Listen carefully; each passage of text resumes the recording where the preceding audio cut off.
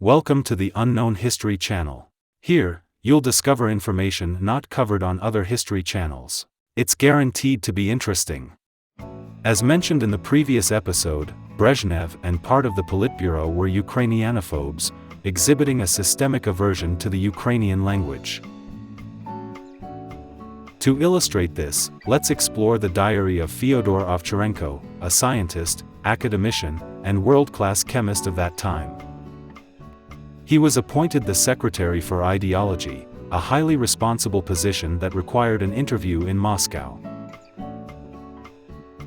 Ovcharenko secured an appointment with Brezhnev himself, and the conversation left him shocked. Here's what he wrote in his diary. Brezhnev urged him to combat Ukrainian nationalism and expedite the Russification or assimilation of the Ukrainian people. The implication was that as long as Ukraine spoke Ukrainian, it was considered nationalistic. Ovcharenko recorded Brezhnev accusing the entire Ukrainian people of nationalism because they resisted assimilation and insisted on speaking Ukrainian. In response, Ovcharenko referred to the Communists' Bible, the works of Lenin. Although Brezhnev expressed admiration for Lenin's works, the prevailing demands of the time were clear: Ukrainians must assimilate into the friendly family of nations, into the United Soviet people. Party ideologists recognized that, to preserve the Soviet Union, the peoples under Moscow's control needed to shed their own identity and adopt a new one based on the Russian language. In his memoirs, Gonker, a prominent writer in Soviet Ukraine, reveals that this ideology was promoted by Suslov, the chief Moscow ideologue of the time. He also recounts an incident in Lithuania where a person committed self-immolation in protest against Russification. This record was made during Shelist's removal from his position as the head of Soviet Ukraine, a move attributed to nationalism.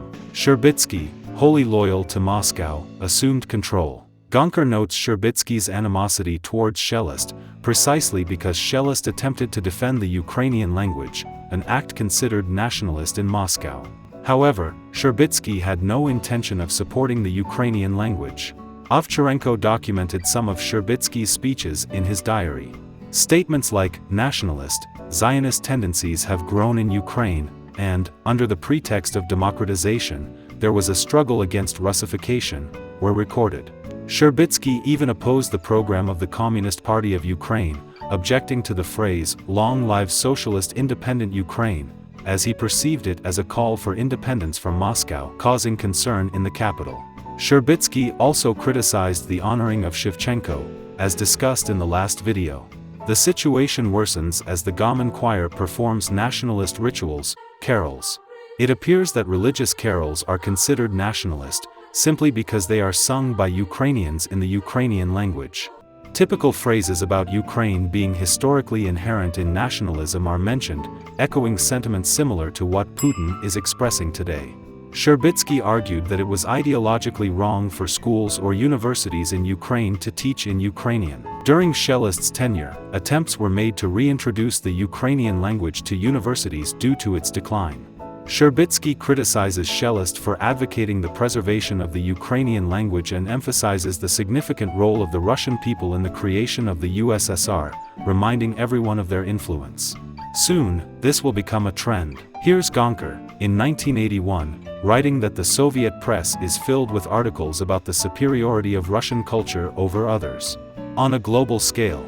Here is a very interesting entry in Oles Gonker's diary about Russians' views on Ukraine. A theater from Zaporozhye went on tour to Siberia, where a party official claimed that Ukraine is a breeding ground for nationalism, and that it should be destroyed. He didn't come up with this idea himself, he simply echoed the party line. Do you think Putin is the only one fixated on fake Ukrainian nationalism? No, that's an old story. More remarks from Sherbitsky. In Ukraine, they printed a translation of Pushkin into Ukrainian. Sherbitsky argued that this was a forced introduction of the Ukrainian language. Another concern for the Politburo was broadcasting soccer on television in Ukrainian.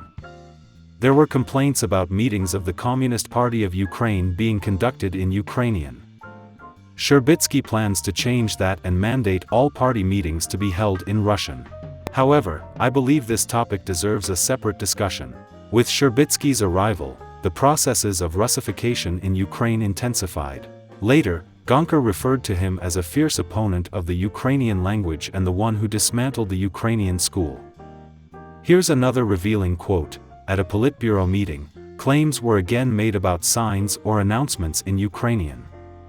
Even Ukrainian signs in Ukraine irritated Moscow, they dismissed them as just a distorted Russian language." In case you're not aware, this is not just a lie, it's chauvinism. This statement was made by a high official from the Council of Ministers of the government of Soviet Russia. Putin is also now asserting that there is no Ukrainian people and language. Moscow has always sought to eliminate Ukraine. As they joked during the USSR, Soviet power is electrification plus Russification. Sadly, it holds some truth.